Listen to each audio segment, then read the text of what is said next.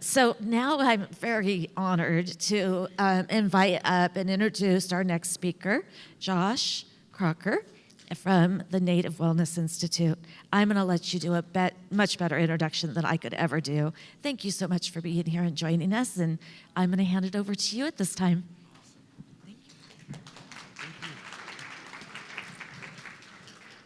My name is Joshua Crocker. There are a lot of speakers and cameras.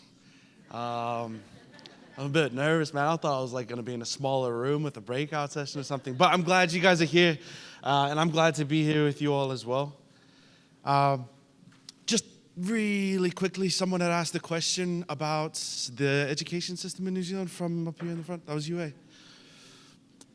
No, that's a good question. One of the things, I was born in New Zealand and then raised in Oklahoma, then went back to the islands and then moved to the States when I was 24. But when I was over there in New Zealand, one of the things that I did notice was the mana, the power, the medicine that comes from being able to unite behind a language and a culture. Culture being like the belief system and the strength that they have to be able to include outsiders into that space and not feel threatened. A lot of that had to do because they made the decision to be able to join together.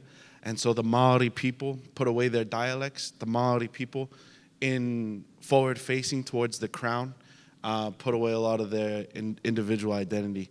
But they did that because that was what was needed in order to be able to make the education system happen. But if you are unaware about what we're talking about, check it out, man, because New Zealand is up there, bro, when it comes to being able to integrate culture into space. So, yeah, I just wanted to say that because that really got my ears up when I heard that. So again, hello. My name is Joshua Crocker. My Kiowa name is Kongulaka. My mother is from Oklahoma, and so am I. I was raised over in Anadarko. If you don't know where that is, don't worry about it. It's okay. But that's where I'm from. I'm from the KCA. And on my Kiowa side, my families are the Toibos and the Paddleties. And I was born again in New Zealand, where my father is from, and then raised on a reservation in Oklahoma, and then went back to the islands, and then came back to the States and met a girl who's Chumash from just outside of Santa Barbara. So I am stuck there. So I drove down yesterday to be here with you guys. My wife's name, I think I said girl, she's a beautiful woman. My wife's name is Eva Pagaling. And her father is a canoe builder. And the canoe that he made, the name of that tomo is Muptamai, means deep memory. And my wife has taken on that responsibility and is building her tomo right now, her first canoe. And as the head of our house and the captain of a canoe, we also have 2 children at the moment. We have a 4-year-old daughter. Her name is Dogya Hodoma. It's her legal name. It's a long one. She doesn't know how to write it. She's 4, but Dogya Hodoma means she kills in the snow. It's her Koigu name. Oh, I'll talk a little bit more about her name later. My son's name, Antok. He's 7. Antok means more than a friend, and that name is Samala. We have a 3rd baby cooking. We don't. My wife does. We're in the 3rd trimester right now. She's in the 3rd trimester right now. So sometimes I tell people, yeah, we're pregnant. And then sometimes she's like, no, you're not. It's just me. So kind of mix it up every now and then. But yeah, we don't have a name for our son yet, but he's on his way. I was really happy to be able to get the email and have it titled, being able to work with early childhood or early childhood care. That was the subject line of the email that I got from my executive director.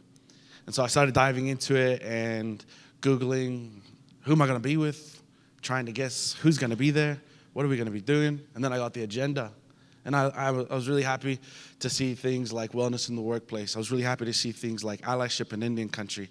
I was really happy to see things like tips and tools for working with Indigenous youth.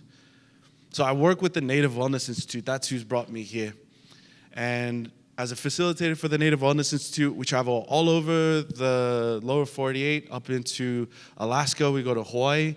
We work with the First Nations in Canada. We've had the opportunity to go and work with the Aboriginal tribes in Australia and with the iwi in New Zealand. So we go around and we support in a lot of different ways. Some of our team, or sometimes I guess we can be called in to be able to help with like strategic planning for tribal nations. And another thing that we do as well is help out with like sometimes summer camp programming. It's all over the place, man. And so when we got called over to do these things, one of the things we're reminded of is to support the mission of the Native Wellness Institute, which is to keep the ancestors or the teachings of our ancestors alive. And our team comes from all over. We have people from Onondaga, we have people who are Ani, Pakani. I think I heard someone make a shout out to a Washington tribe earlier. The Nimipu and the Kiowa, that was the tribe that was there. We just had a new kid who joined us from there. So our team is like pretty big, and we get to come and bring those ancestral teachings into the places that we come to work. And the reason why I'm telling you all of this is because I'm not a teacher. I didn't go to school for early childhood development. But the conversations that I'm going to have with you guys today, tomorrow, and the next day are going to involve a little bit of movement. It's the only way that I really know how to do what we're about to do. So I'm going to ask you guys to join me and just to kind of set the stage for our conversation about allyship in Indian country.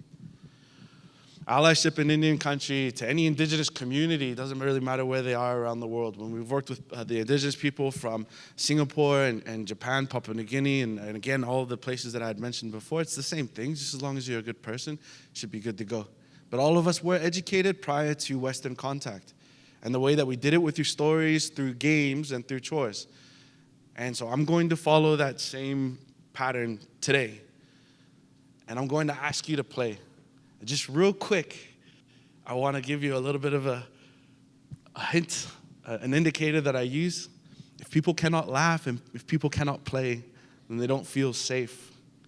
And we never grow out of that. My daughter, she's 4. If she didn't know you all, she'd be stuck to my leg, kind of turning around, looking at you. If she felt comfortable, she'd eat your food, lock you out of your phone, dig through your purse. She'd be doing all those things because that's what safety looks like. It's what it feels like. Yeah, it's how you know it's there. And as we get older, sometimes we get into this mode. It's like, oh, to be professional means to sit down, be quiet, kind of stare up ahead. I actually would really appreciate any kind of engagement. If you guys have questions, writing them down when we get to the end of it, call back to those moments so that we can answer them. But then another thing too is if you've ever been in a space where you're the new person on a team, someone tells a joke and you're not really sure if you can laugh at that feeling of like, that is unsafe. So we're going to try to get rid of that at the beginning to help set the tone. Does that make sense? Is that a fair ask?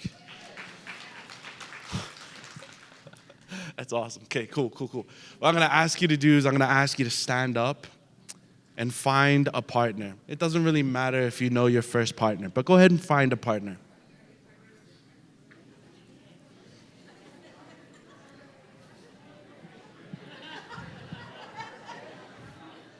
Well, here's what we're going to do. Real simple. We're going to play a game. This game is going to have a round, and each round is going to have 2 parts, and those parts are going to be 30 seconds. So someone's going to go first in your little group, and then I'm going to say, okay, time. It's your partner's turn. Your time begins now. And then their 30 seconds starts. And it's real simple. The person with the biggest pinky goes first. And nails count. Nails count. So,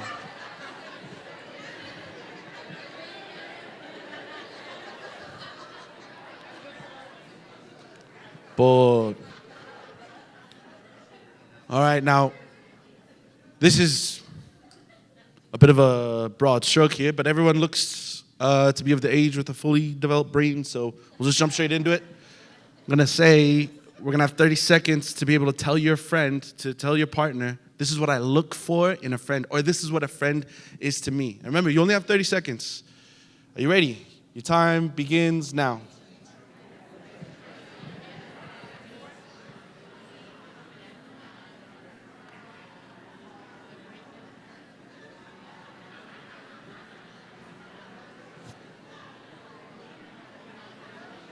All right, time.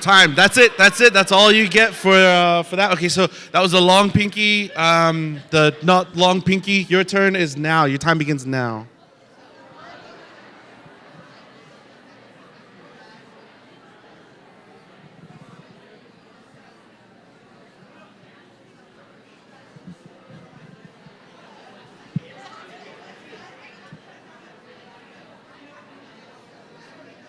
So time. That's it. Yeah, if you could high five your partner and say thank you. We're gonna go ahead and we're gonna find another partner in the room. Move a little bit of moving around. If you cannot move, that is fine. If you see someone who's sitting, please join them as a partner.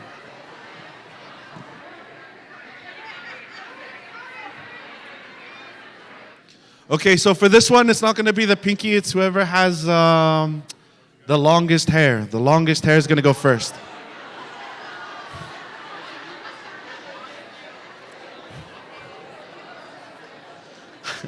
Okay, I don't even know what that was. I just said whoever has the longest hair, and everyone was, ah! That was crazy. All right, so once you figured out who's going first, this is what you're going to talk to your partner about. You're going to share with your partner. If I could go anywhere, my perfect vacation, it's who would be there, when I'd go, what we'd do. You're just going to talk about your perfect vacation. Yeah, 30 seconds. I know it's not long enough, but your time begins now.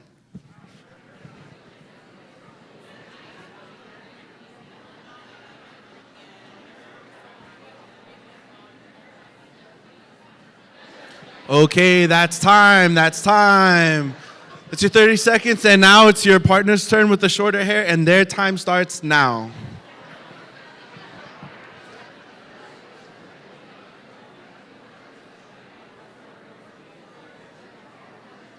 Time. That's it.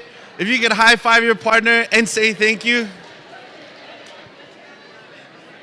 We're going to find one more partner. If you could please find one more partner.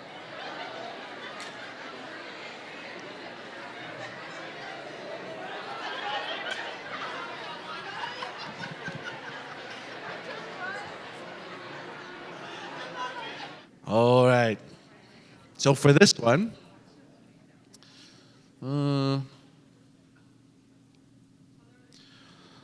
whoever is closest to the earth goes first. I'm trying to be kind, man. I was trying to be nice here. So what we're going to do for this one is you're going to tell your partner about your family. Be the family you choose, the family you have, the family you're born to. Doesn't really matter, but you're going to tell them about your family. You don't have to speak, but if you do, the only words you can say are and blue. And blue. Those are the only two words you can say.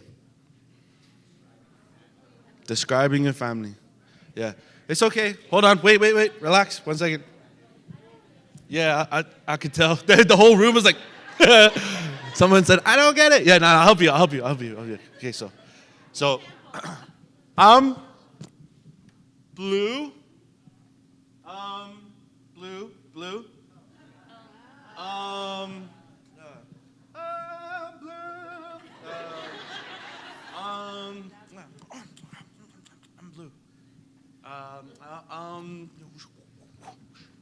Blue. Does that make sense? So everyone's like, no. Don't worry, you got this. You can do this.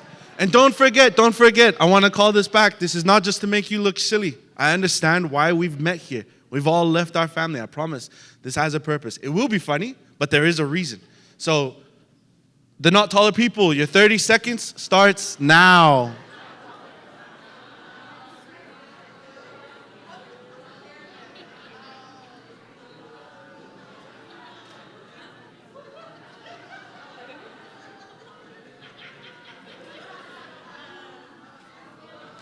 Time. That's it. Wow, some of you are getting applauses. That's crazy. Okay. The taller ones. Your 30 seconds starts now.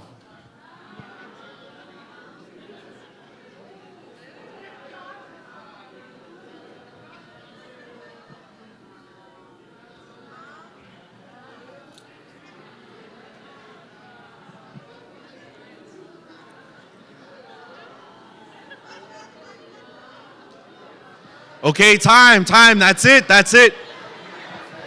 Oh yeah, for real. High five your partner. Actually, say thank you. You're awesome. Cho. And don't rush to your seats. Don't rush to your seats yet.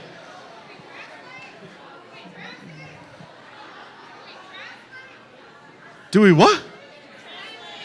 Translate. Nah, don't translate. Just let them believe whatever they got. It's hard, huh? Because we want to. Is like I just want to make sure that he understood what I don't know what but don't worry about it. It's okay. So there were 3 questions.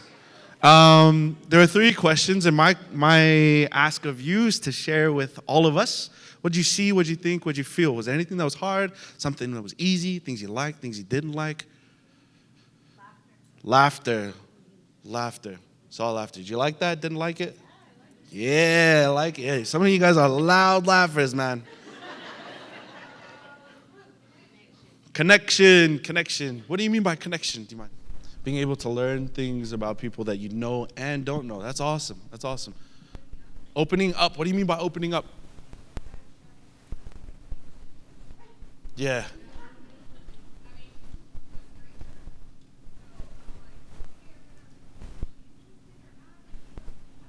Did you invite them? Oh, yeah. Awesome.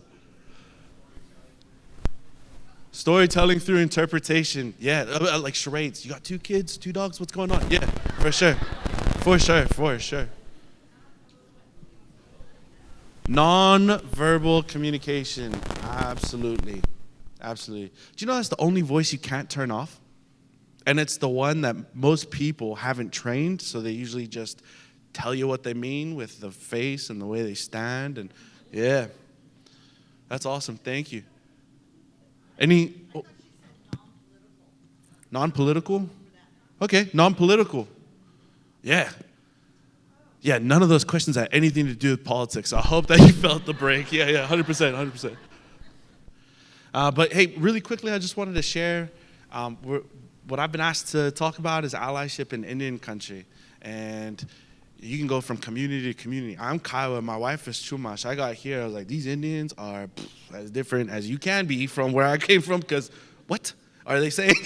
And so even if we're speaking the same language and it's English, it's different English, hey? So there's the first question that I asked was, what do you look for in a friend? My wife asked that question. She runs a scientific diving program for Indian kids all up and down the coast. And when we're bringing on new team members, one of the things that she wants to know from them is how can we best support you? Because when you're underwater, you can't talk. And when we're out doing what we do, you're on a boat, you're usually in these really isolated, physically isolated environments. And so, should things hit the fan, we need to know how to best support each other. So my wife, being the captain that she is, wanted to ask people, like, how do you receive support? Got, like, real cheesy answers, not really what we were needing. And sometimes people would just tell her what they thought she wanted to hear. And she was like, I'm trying to ask how they receive love, man. Like, and they're not just giving it to me. I was like, that's weird, because this is an interview, so I'm not really sure how to help you. And so she came up with this question, what do you look for in a friend?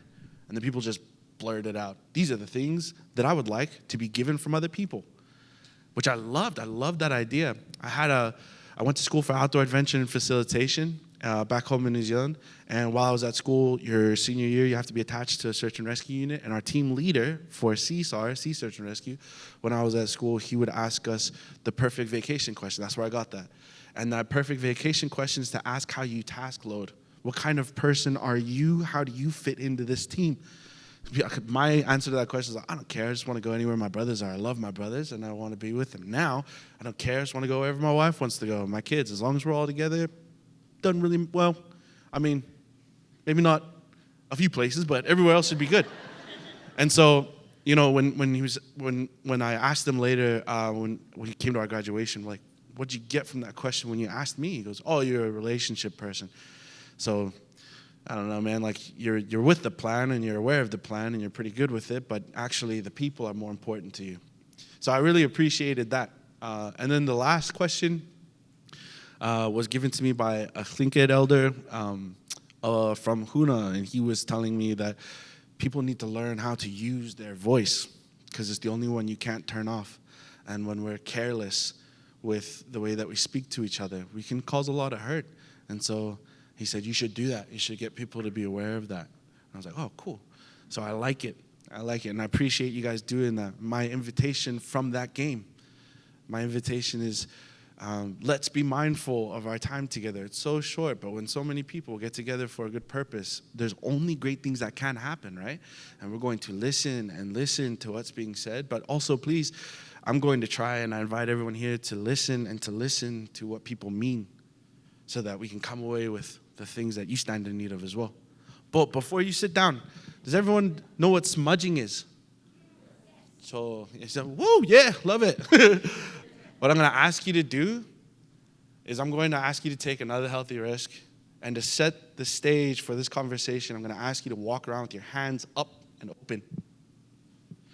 And as you go around the room, as people are coming up to you, if you could use it to wipe off, to clear off, to add to the prayer that was said this morning in the song, to be able to open the space. Is that okay? So while you do that, I'm going to sing, and then when I stop singing, we can stop then. Sound good? Boom.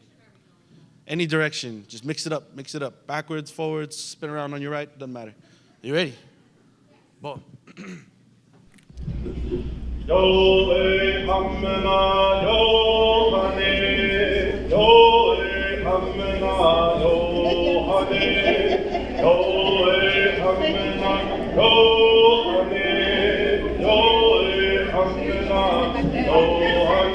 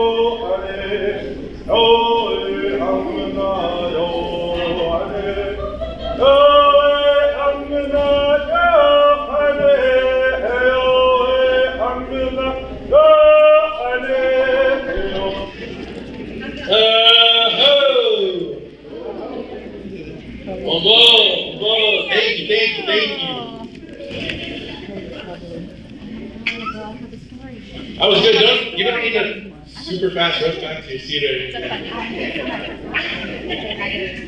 No, I appreciate that. I feel like that game is a good way to be able to paint some of the picture of allyship in Indian country.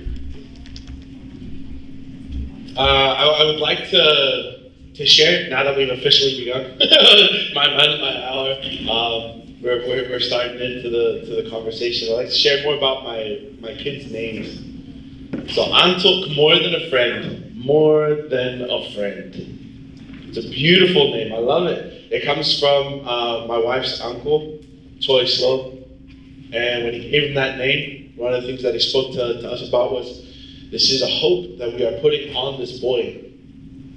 It's a hope we're putting on this boy. That's how the name was described. More than a friend. So when he was bald, toothless, wrinkly, smells like milk, cross-eyed baby, it was just do what you gotta do, buddy.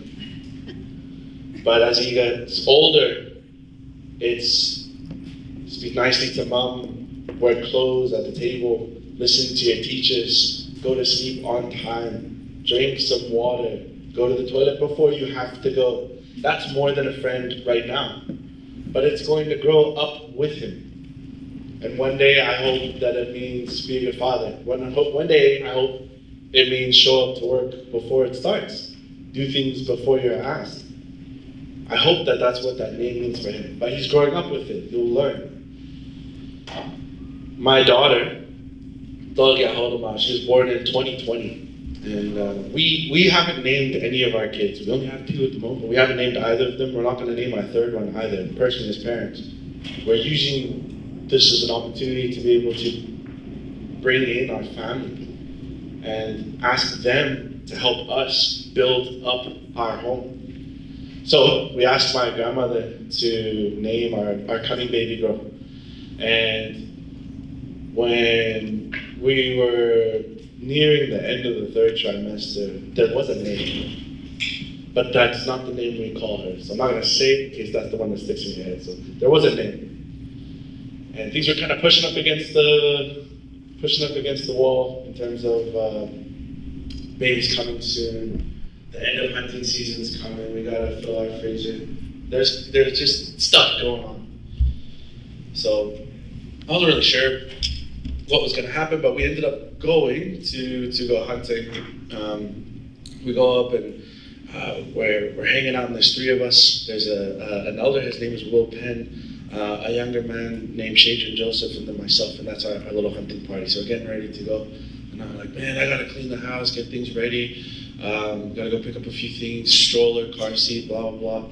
And my mind wasn't really there. And Will, our elder who's with us, he was telling us, like, you're gonna get in this seat, you're gonna hold that gun, you better be here. These animals, these relatives that we're gonna go be with, they deserve your respect. So be here. I was like, okay, I'm here. And during that time, we had a call from a friend from the Yellowtail family who had called us and let us know that there was a young woman on the Cheyenne Reservation up near Lame Deer who was found dead, and that they are going to ask us to come and help out and do some community work. And she said, hey, I heard you were hunting. Can you bring us 2 deer? And I don't know if you guys ever been hunting, but you don't get to DoorDash that. That's not how that works.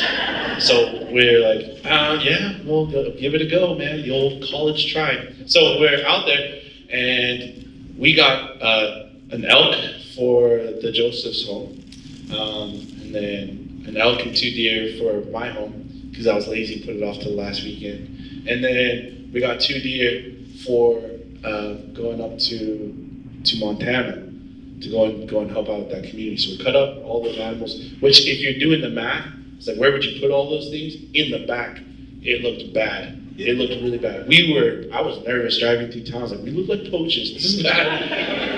And the elder who was with us was saying, hey, you need to switch it up right now, because we're still, we haven't eaten anything yet. We're still in ceremony. What's happening right now is it's not common. This is rare. So remember this, how it feels. Remember how it was to be here, and be grateful, because these animals offered themselves. You can go weeks, you can go a whole season without seeing anything. Doesn't mean you're a bad Indian. Happens to everyone. It's okay, man. But that was a really special weekend to get all of that meat. And then the next week, the country shut down, and then the world shut down. COVID happened, and I got to stay home for my baby's first year.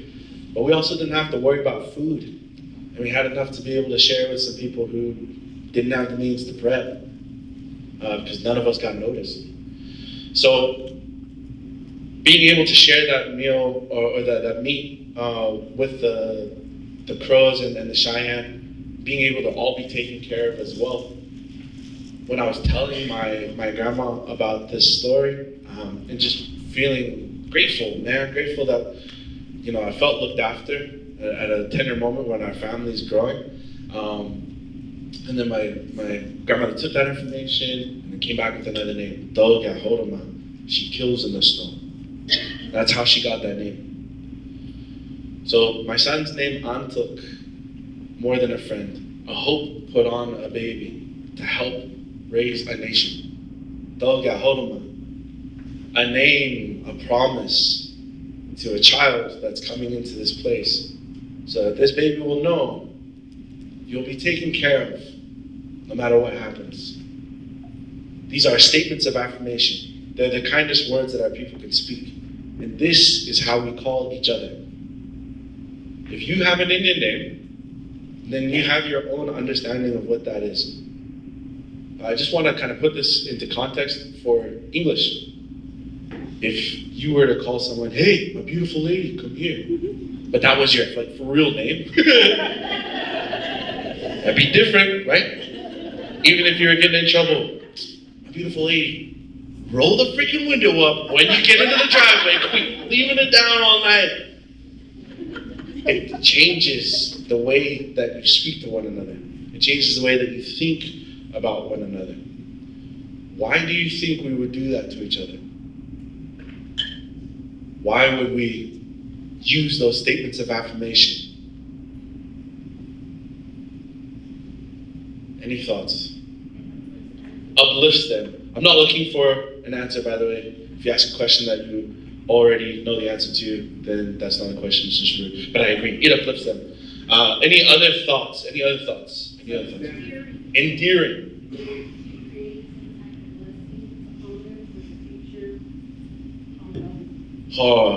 To create a blessing upon that person as they go through life. Well, set a standard for their life. Set a standard for their life. Dog, yeah. There's a hand over here too. So. What was that? So someone feels seen. Well, that's beautiful. Thank you. Yeah.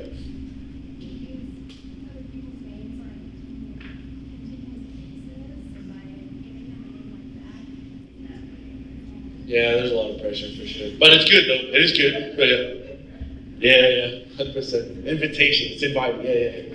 Please. Connection to story and culture. Well, all these are correct. And there's a lot of different ways that those names are done too. So and my wife's people, they give the name to the child and he's going to become the story, whatever he does. Which is cool. That's awesome. That's not how Kiowas do it. Kiowas give names, and it's something that they can draw on, like a gift from us to you. Something you can take, and then if you feel low, you can just reach back and grab it, have a look at it, remember that, feel it, and then move on. And there's fundamental reasons, belief systems that empower those practices. Being able to understand those things would make it easy to be friendly towards one another. This is allyship. This concept that I'm speaking about, understanding names. It's the ability to attach principle to practice, or to understand how it's attached. So principle, a belief system, and there's a belief system everywhere. This is my favorite example because it's a hilarious, a TV ad that I saw when I was in high school in New Zealand. There's this guy at the beach and he's in a Speedo, and the commentator on the commercial is like, swimming togs, swimming togs, swimming togs. And then he's walking and he goes across the road and he goes into like a corner market. He's like, undies, undies, undies. Same person wearing the same stuff, just in a different setting. There's a belief system that allows for things to be a certain way. Outside of that space, that belief system may not be the same. It may be wildly different, maybe just minor details changed. But it's important to understand what is culture. Culture is the belief system. What is cultural practice? It is the personification of that belief system. When principle and practice come together, then wisdom is realized. And the person who puts them together is the one who gets it. And so allyship in Indian country, in any indigenous community, everywhere in the world, man, it's the same. It's us as individuals taking on the responsibility to understand how someone gets from point A to point B. And in order to do that, we have to see them as important. Like when you went around and smudged with everyone in this room. You have to be able to listen to what people are saying and what they mean, like when we played the game with those 3 questions. Being able to set the tone, conversation in that way will open up the doors to be able to be acknowledged as an ally. This is not enough time to be able to talk about this stuff. but you know, when we're thinking about the word ally too, what I would encourage is to remember that it's a title that's given, it's not something that's taken. And we ally with each other in indigenous communities all the time. I have to ally with my wife's people when I'm around their canoe. Their ways are not my ways. But when I'm with them, I learn how to do what they do so that the canoe can be served, because that's what's most important. When my wife comes to our ceremonies, she has learned how to be like a Kiowa woman. She's learned how to run a camp like a Kiowa woman. And she's learned how to even ride a horse like a Kiowa woman. She's actually done a lot, way more. I just have to stand there and paddle when she tells me to. But yeah, my wife has been killing it for the last little while. So we understand that we got to get in there. And she didn't grow up in the same way that I do. So the way that she understands things is different to how I understand it. But she gets how I get from point A to point B. If you can get that, if you can understand how someone gets from point A to point B, that's empathy. Not sympathy, it's empathy. And that's a tool that can be used to help to foster a relationship that really can do some powerful things.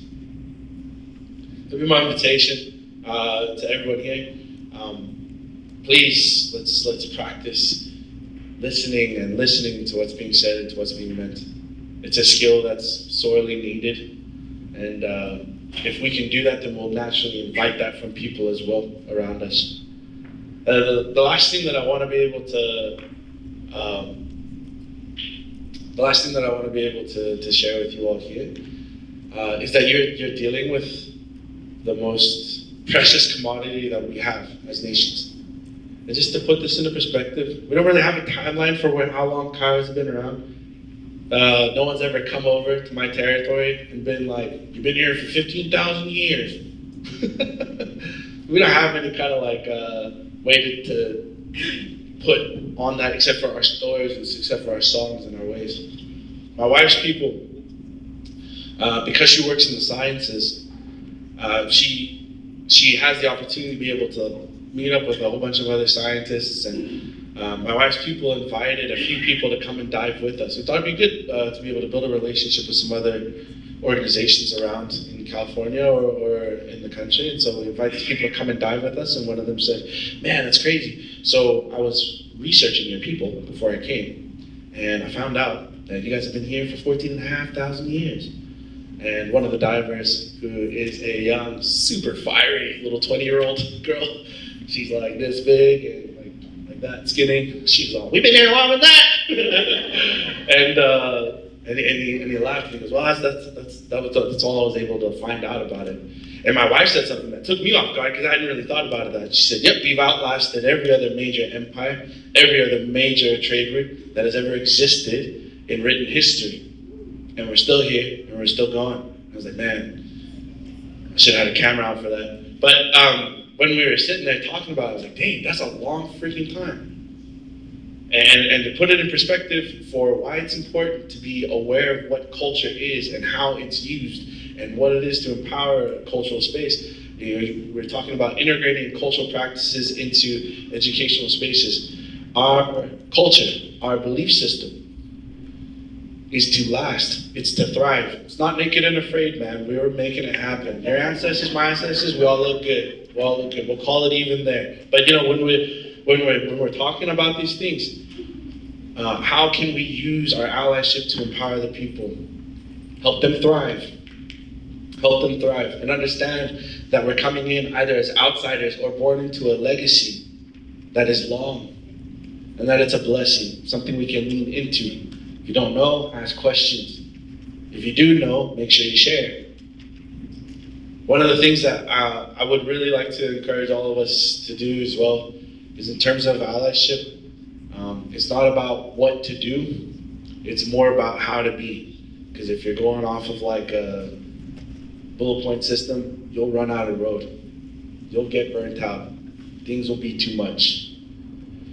So you gotta be right, and then you have to be right, or it's wrong. You gotta be right, and you gotta be right. My invitation is focus on being right first. See yourself as important. When you walked around with your hands up, did you feel like medicine that was put on this earth to bless the people? You don't have to answer out loud, but for real, did you feel that? I am this, they are that. When you went over and you used them to be able to clear off, did it feel the same as cedar or sage, as high pine, or any other medicine that you use? You are important. There's a reason we don't have fur. There is a reason why we need to ask more than we can give. We're the youngest siblings in this circle, and we require a lot to be made alive. Now, I don't want us to think about that in terms of we're taking so much, we don't give enough back, or any kind of deficit-based thinking. No. We're lucky. We're blessed. Everything that is in existence has chosen you to be its purpose and its version of success. We don't have enough time, but over the next couple of days, if you join me, I'll be able to share some visuals, pull up some photos, show you some paddles. We have star navigators in the Pacific who can use those tiny little lights in the night sky to make it anywhere on this planet. There's phytoplankton, a species of microorganisms that live in the ocean that produce more than half of the oxygen that you need, no matter where you are on this earth. You're the perfect distance from the sun where you're not going to burn up or freeze. All you have to do is throw your face in water and drink, and you will be allowed to live. Your biological processes will continue. You can eat just about anything. Have you ever tried to put gas in a diesel truck? Dude, my nephew did that and it killed my truck. You know that there's good fuel for your body. And I bet you also know that there are kids that survive on Takis and Mountain Dew for years. You are so well built. You're so well designed. You're so well cared for by everything that is. You can make it, even if you misstep. Even if you're waking up at 3 o'clock in the morning outside, Netflix is like, are you still watching? You didn't get the sleep you needed. That's a blessing. That's a blessing. I hope that you feel empowered by those things. There's a reason why people name the way that they do. There's a reason. There's a reason why your ancestors took the time to be beautiful. And there were no source broken. The best things in this life are meant for you. This place has been waiting for you. If you can catch hold of that idea and live from that space, like I'm gonna eat, sleep, walk, talk to people, everything from that idea. If you can do that, you embody that principle, then the wisdom of that will become alive to you. The most important thing about that process is that the kids that you come in contact with are going to want to grow up to be like you too. So in terms of allyship in Indian country, that would be my invitation and my ask. I really do appreciate you guys taking the time to listen to me. Doesn't really happen like this often, so thank you for standing up and taking those healthy risks. And thank you for you all for giving me the opportunity to speak. It was I'll cut it there because that's my time.